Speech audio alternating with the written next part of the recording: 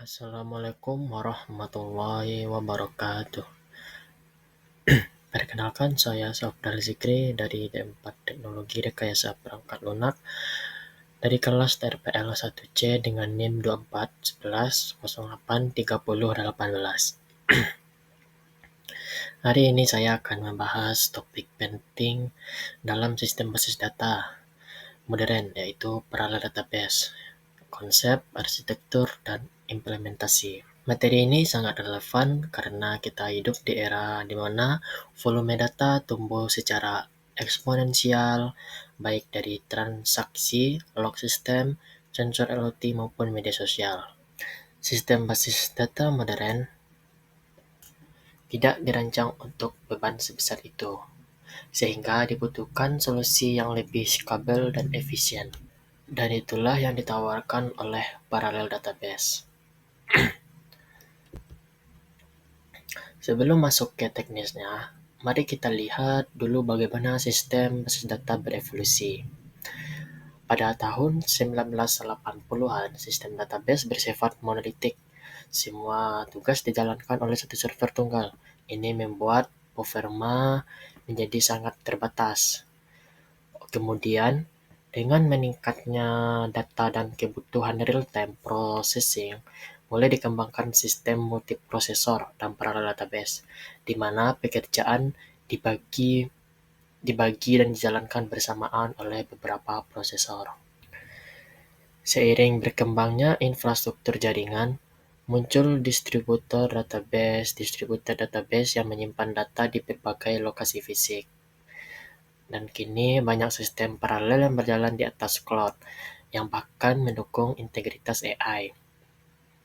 Contohnya adalah Google BigQuery dan Snowflake yang bisa mengelola ratusan terabyte data dan menjalankan ribuan query secara paralel di cloud. Teman-teman bisa lihat garis waktunya. 1980 monolitik, 1995 itu parallel DB, 2010 distributed DB, sampai 2020 ke atas itu cloud base ditambah dengan AI. Selanjutnya, apa itu parallel database? Parallel database adalah sistem basis data yang menggunakan prinsip komputasi paralel.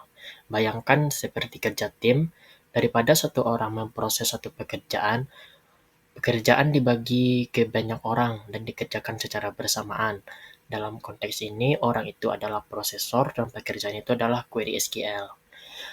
Parallel database dirancang untuk membagi data dan tugas ke beberapa node, sehingga masing-masing dapat mengerjakan sebagian beban kerja. Akhirnya digabungkan dan ditampilkan seolah berasal dari satu sistem. Ini memberikan kecepatan luar biasa tanpa mengorbankan akurasinya.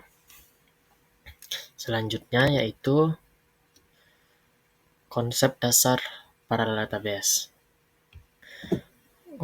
Konsep utama parallel database, divide and conquer, membagi data dan tugas menjadi lebih kecil, kemudian menjalankannya secara paralel.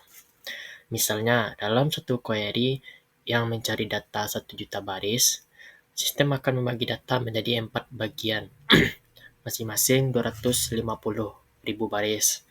Setiap bagian dikerjakan oleh satu prosesor. Karena semua prosesor bekerja bersama, waktu yang dibutuhkan bisa berkurang hingga 1/4 dari waktu aslinya. Setelah itu, sistem juga dirancang untuk memastikan bahwa proses paralel tetap menjaga urutan logika, konsistensi data, dan keakuratan hasil akhirnya. Selanjutnya, kita akan membahas arsitektur paralel database. Dalam implementasinya, paralel database memiliki beberapa arsitektur. Yang pertama itu shared memory, yang kedua shared disk, yang ketiga shared routing, dan yang keempat hybrid arsitektur. Kita bahas dulu yang pertama, shared memory, di mana semua prosesor mengakses memori utama yang sama. Ini cocok untuk sistem skala kecil. Yang kedua itu shared disk, di mana memori prosesor berbeda tapi mereka berbagi storage lebih fleksibel, namun bisa menyebabkan bottleneck pada disk. Yang ketiga itu serve routing yang paling umum, karena tiap prosesor punya memori dan disk sendiri. Artinya tidak ada resource yang saling tergantung. Model ini paling stabil. Dan yang terbaru adalah hybrid arsitektur. Misalnya, Google Spanner memadukan arsitektur serve routing dengan sinkronisasi global berbasis GPS dan atomic clock agar bisa agar bisa menjamin konsistensi data di berbagai lokasi. Ini memungkinkan sistem tetap cepat, terdistribusi, dan konsistensi secara global.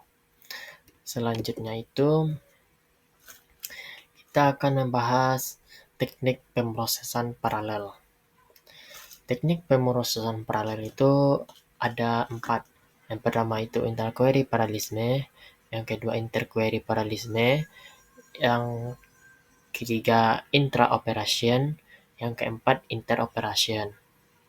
Kita bahas dulu intra-query parallelism. Intra-query parallelism itu membagi satu query besar ke bagian-bagian kecil dan mengeksekusinya secara bersamaan. Kedua itu interquery parallelism, menjalankan beberapa query berbeda pada waktu yang sama. Yang ketiga itu intra-operation, artinya paralelisme di dalam suatu operasi, misalnya prosesor dibagi ke beberapa prosesor. Yang terakhir itu interoperation. Berarti paralelisme antar operasi seperti saat join dan filtering dilakukan bersamaan. Berikut adalah simulasi manualnya. Contoh konkretnya bisa kita lihat kita menjalankan query SQL select count bintang from penjualan where tahun sama dengan 2024. Dengan satu prosesor butuh waktu 10 detik. Tapi jika kita bagi ke 4 prosesor secara intra-query, waktu bisa turun menjadi 2,5 detik. Nah, itulah contoh kecilnya. Dengan paralelisasi, waktu bukan hanya dipercepat, tapi juga proses menjadi stabil meskipun data bertambah. Lanjut ke strategi partisi data. Strategi partisi data juga ada 4. Yang pertama itu horizontal partitioning data. Yang kedua itu vertical partitioning. Yang ketiga hash partitioning. Yang keempat round robin. Kita bahas dulu yang pertama horizontal partitioning data.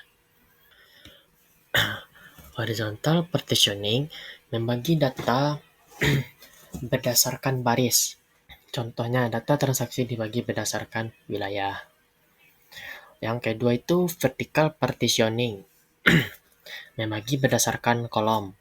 Misalnya kolom nama dan alamat disimpan di lokasi terpisah. Yang ketiga itu hash partitioning.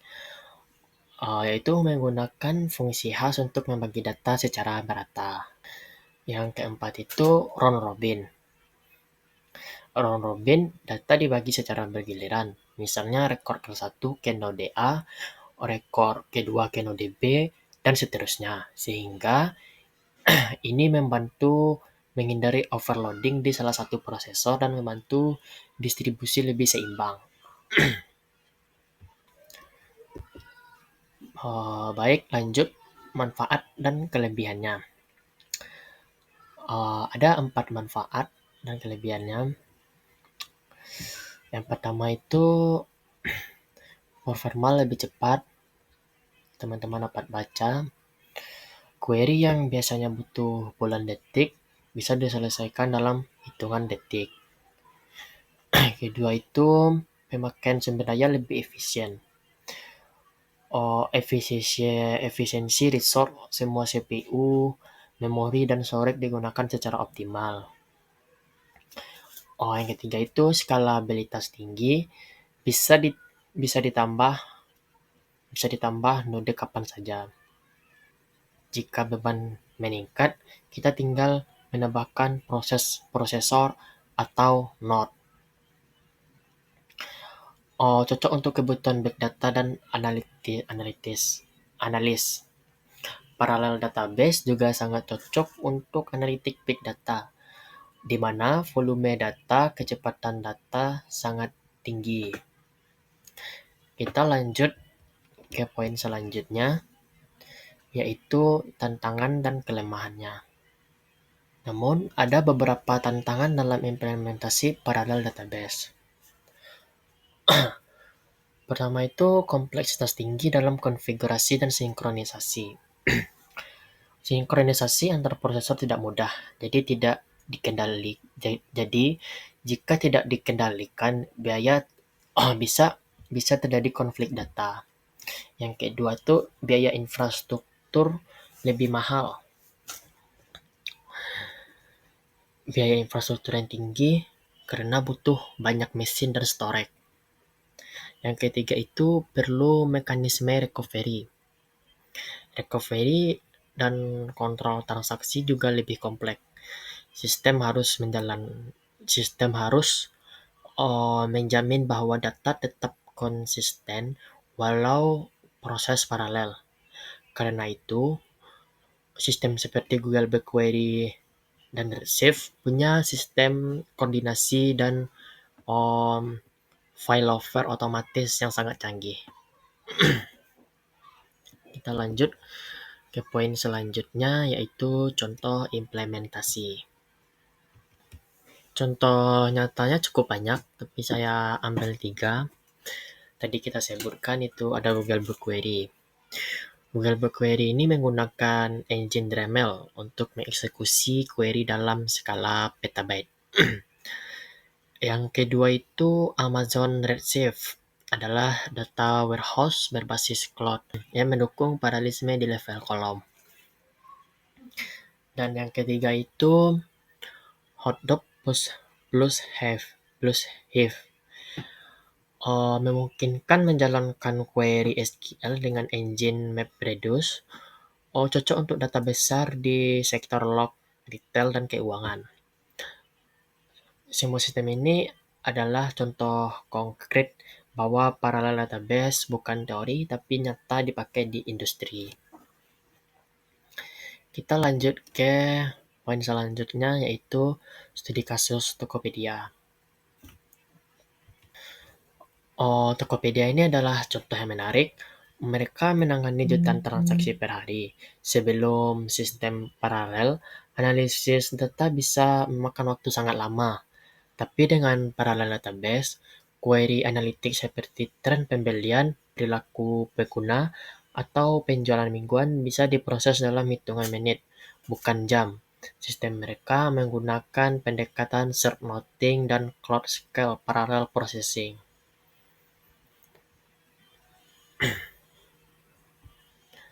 Lanjut ke poin selanjutnya, yaitu perbandingan sistem.